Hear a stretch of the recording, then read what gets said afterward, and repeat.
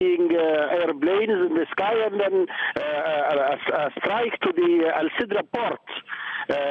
And then we heard a very, very huge explosion and big smoke.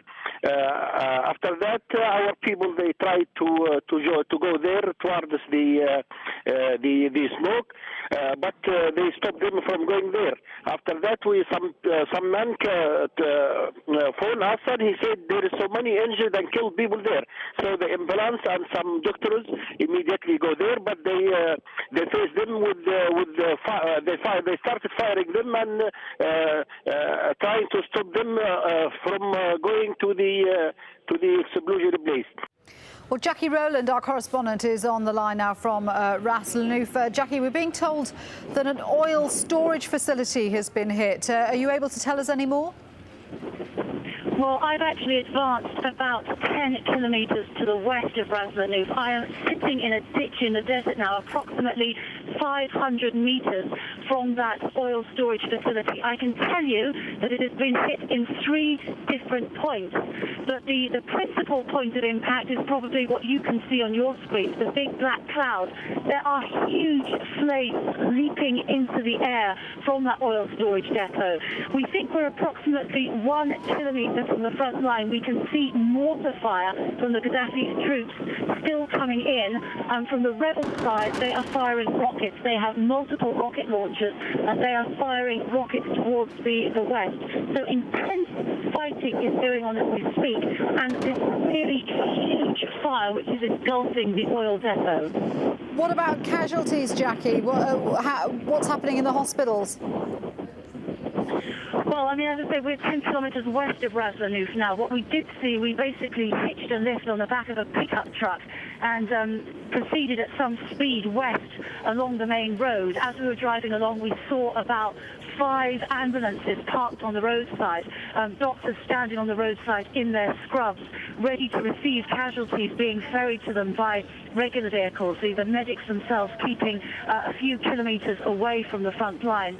At the moment, though, we haven't seen any wounded people, and as I said, basically what we are approximately a kilometre from the front line in the desert, and at the moment the fighting is going on with surface to air missiles, so people are firing off mortars, rockets. I am not sure whether the warplanes are still overhead, but there was intensive circling of warplanes that went on for half an hour or so, and there were obviously a number of bombs that were dropped, at least 3 on this oil storage terminal. And before you left Ras Al Khaimah, we've been told that this fighting's been going on from the morning. What kind of damage did you see, and are there any ordinary residents left behind at all, or have they all gone? Ras Al Khaimah is like a ghost town. The hotel has basically become like a barracks. There are soldiers sleeping in the lobby. The place it's really filthy, and it's just become a place where soldiers are dossing down. The residents of Ras Al Khaimah, the town is completely empty. The only civilians that we saw in Ras Al Khaimah were doctors at the hospital, but they can barely work at all now. We were shown a crater where a bomb on Tuesday dropped from the air, landed on a water mains, severing that water mains and cutting off the water supply to the hospital. So we saw that the doctors have piles of bottled water, bottles and bottles stacked up. They're trying to do the job using bottled water, but one doctor I spoke to said it's a hopeless task. How can they possibly expect to maintain a sterile environment in these conditions? So they said the best they can do at the moment is to provide emergency care, the first point, the first medical facility from the front line. They just try to get the patients into a stable condition, and then as soon as possible they get them into the ambulances and they race them further east to the towns of AlJazeera and AlJazeera, where there are proper hospitals where doctors are able to provide them with more intense care, and also in an environment that's safe, because when you bear in mind that bombs have been landing within a couple of 100 metres of the hospital, this is clearly not a safe environment in which for doctors to attempt to treat injured patients. And what about the fighters themselves? Have you managed to speak to any of them? What kind of frame of mind are they in? Are they digging in? Are they determined to stay in Ras Al Hanouf and try and drive out Gaddafi's forces?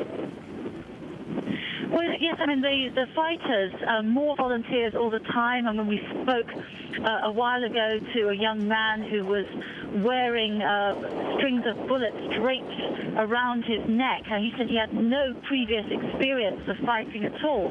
In fact, he showed me a pocket knife. He said he came from Benghazi armed only with like a Swiss Army knife and was given weapons once he arrived.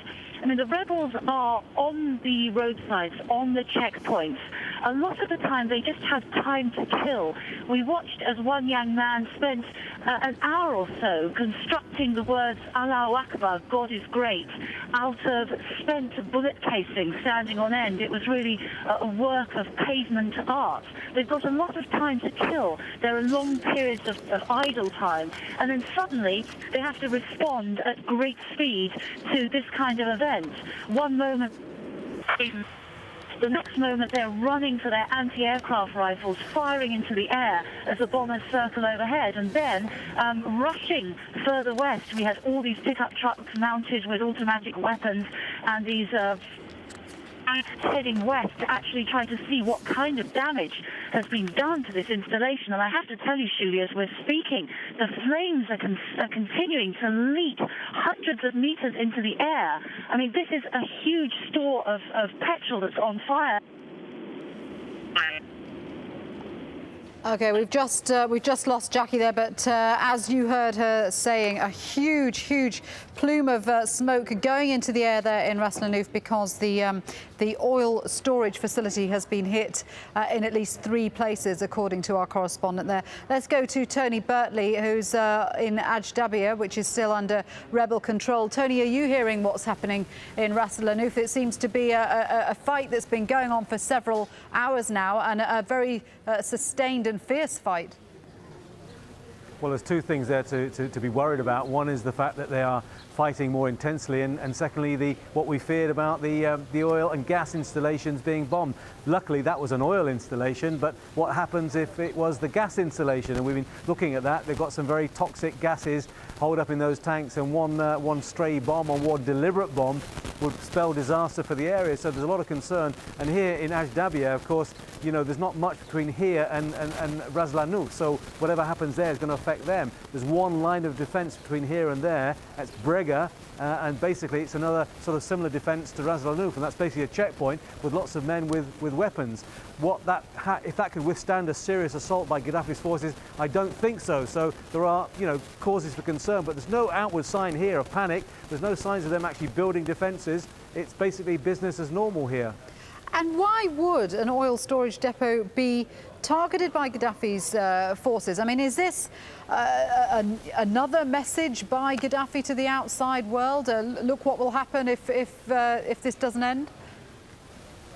Well, it could be, but we all thought that, you know, hitting these oil storage and gas installations would be a last resort, the parting shot, if you like, of a desperate leader who realises the game is over. But, you know, it could be that it's a stray bomb. I mean, what I've noticed